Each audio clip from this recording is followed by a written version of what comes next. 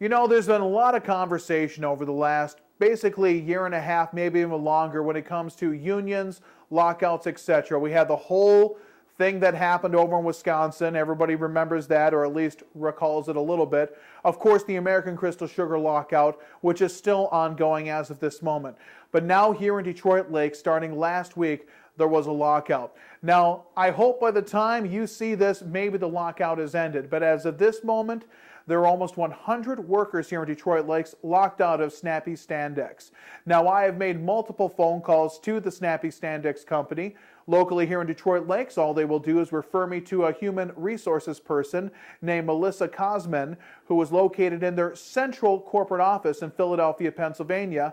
Over the course of several days and several phone messages, she has not returned a single call inquiring about this lockout.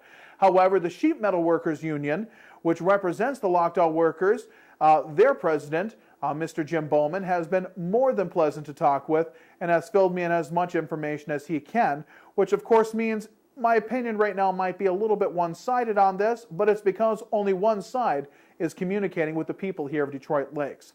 Basically, a lockout means an employer will not allow employees to come back in over a contract dispute.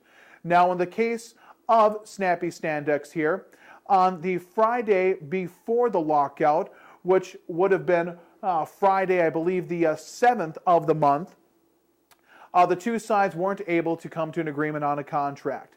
Basically, the hang-up was over salary and over the rising cost of health care, despite the Affordable Care Act, which at some point is supposedly going to drop the cost of health care, although I haven't run into anybody that's actually realized such savings that have been rumored to be in that bill and in that program. But basically, according to the union, and again, I've only been able to talk to the union heads, they said that those workers at Snappy Standex were asking for a 10-cent an hour raise. The average pay for people at Snappy Standex is somewhere between $12 and $18 an hour. So we're not talking about the richest people here in town. This comes on the heels of 2010, where the same workers were locked out. And at that time, the lockout ended when those workers accepted a pay freeze and 18 of them took pay cuts. 3 years later, they find themselves in the same situations and replacement workers are currently being used there.